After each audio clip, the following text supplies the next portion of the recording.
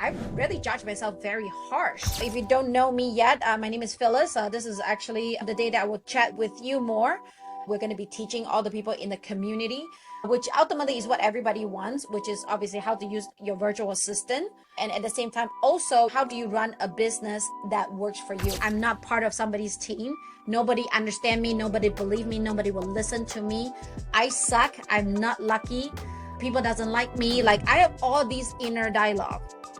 And that's when I move, right? When I move so slow.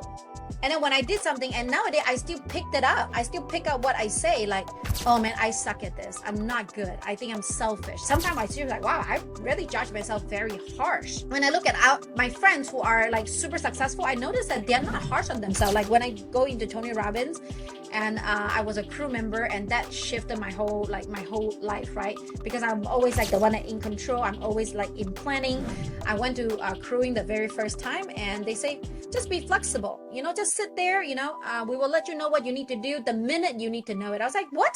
I can't run my life like that. That is too much uncertainty. Like, I can't do this. I really cannot do it. And then I learned from Tony that, at the moment that he has 22,000 people coming to the Zoom meeting, the Zoom crashed. For me, I was like, man, I was reflecting myself. If that's my business, my event, I was shut down. I was like, this is the worst day of my life. But Tony is like, oh, everybody, it's okay. Go have a breakfast. We'll take care of you. Let's chit chat for a little bit. Life happened for you. It happened the way it needs to be. Like, it was so soft. And nobody remember that Zoom crashes, that they have to wait for an hour. Everybody was happy. And it was like the most impactful event of the whole century. And I was like, gosh, there's a lot of shit that is happening in the back that was failing. But because of the inner dialogue, because of the dialogue that they have with other people, everything was perfect. And that's my aha moments. I need to fix me. The better that I treat myself, the better conversation I have for myself, the further I'm going to go. And more people is going to like me, right? Because ultimately, I have to like myself in order for people to like me. And then after I started to get really good with myself, then, what about other people, right? How do you communicate with other people, right? How can you communicate with them authentically, effectively, right? With your client, your team member, your wider network, your social media, right? How do you build a strong, clear, and consistent brand voice that resonates with your target audience, right? How do you utilize social media platform to build meaningful connection, expand your reach? And it's how to communicate with other people.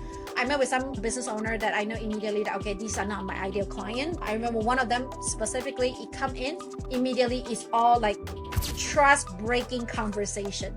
Why did you do that? Why didn't you ask me about this?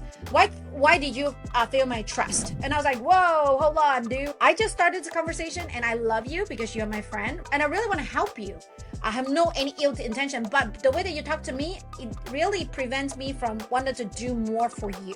She's like, oh, really? Do I really talk like that? I say, yeah, like you are like crushing my momentum, crushing my trust. And thus, truth, okay, is that okay if I'm honest with you? She have at least replaces 5 virtual assistants and none of them wanted to stay with her. Even though I was like, please stay with her. She really need help. She just couldn't help it. She has some very bad past experience. But nobody want to stay because, who would want to work with someone that doubt them all the time? Am I right? So that was very, very important to really believe. And right now, again, I'm really working on my communication style because my business right now, again, thank you so much for all of you guys' help, referring a lot of clients to me. And a lot of you guys actually talk about my business better than me.